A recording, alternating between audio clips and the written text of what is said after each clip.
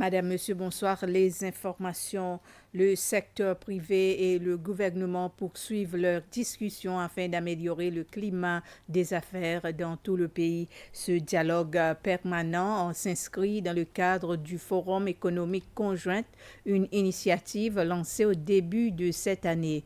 Aujourd'hui, la 4e réunion du forum s'est tenue à State House où des représentants des secteurs publics et privés se sont retrouvés une fois de plus. Les principaux points à l'ordre du jour comprenaient l'accès au foncier pour les entreprises, les cadres législatifs et le travail, autant d'éléments essentiels à la création d'un environnement plus propice aux affaires, a déclaré la secrétaire générale de la Chambre du commerce et d'industrie, Loana Pile. La réunion a également été marquée par un exposé mettant en avant les opportunités d'investissement dans le secteur agricole, un secteur clé pour la croissance future.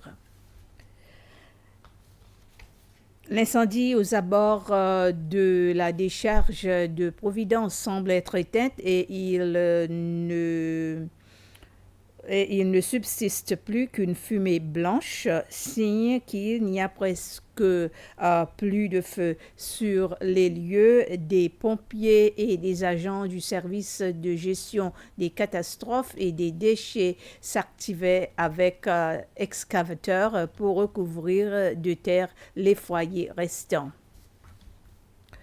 Les propriétaires de maisons peuvent déposer leur dossier pour installer des panneaux solaires sur leur toit. Le gouvernement a mis dans le budget pour cette année 5 millions de roupies pour aider les familles à installer des panneaux solaires. Cette possibilité fait suite au lancement de la 2e phase de ce projet.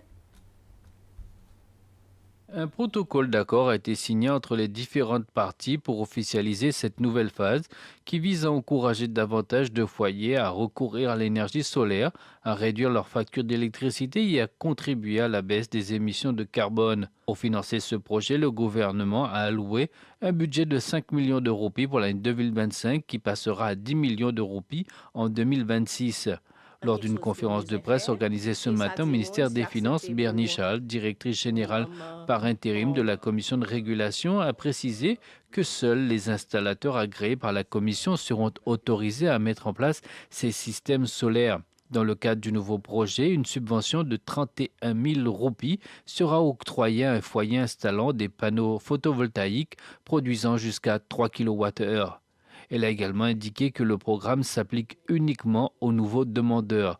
Pour ceux qui ont déjà installé des systèmes photovoltaïques, la subvention est de 25 000 roupies et leur demande de remboursement ne sera possible que durant les 3 prochains mois.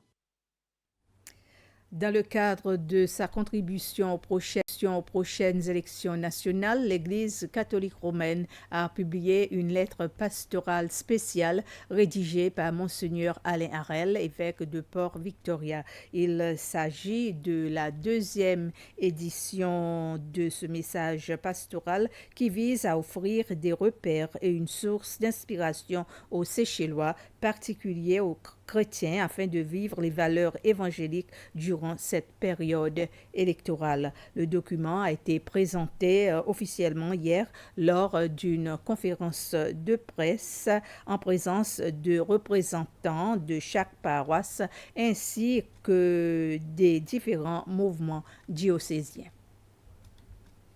Nous vivons un moment important dans la vie démocratique de notre pays avec la campagne électorale et les élections.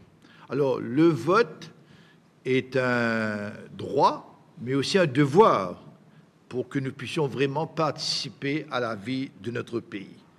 La lettre pastorale a pour but non pas de donner des consignes de vote. L'Église n'a pas à donner aucune consigne pour qui voter, évidemment. Mais par contre, la lettre pastorale a pour but de nous éclairer. La Bible est une grande ressource de sagesse. Et la Bible et l'enseignement de l'Église peuvent nous donner des repères pour discerner. Et surtout, la lettre pastorale a pour but de relever les grands enjeux de notre société. au niveau envers les plus vulnérables de notre société, mais aussi dans le domaine de l'écologie, dans le domaine de la lutte contre les addictions, dans le domaine de la participation des citoyens à la vie publique. Autant d'enjeux que je soulève dans la lettre pastorale et qu'il serait intéressant que les candidats, que les partis politiques puissent proposer par rapport à ces enjeux leur plan, leur stratégie pour les 5 ans à venir.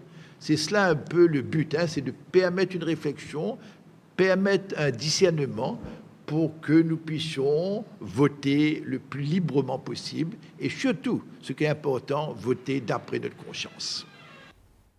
Ainsi s'achève ce résumé d'informations. Merci de votre attention et bonsoir.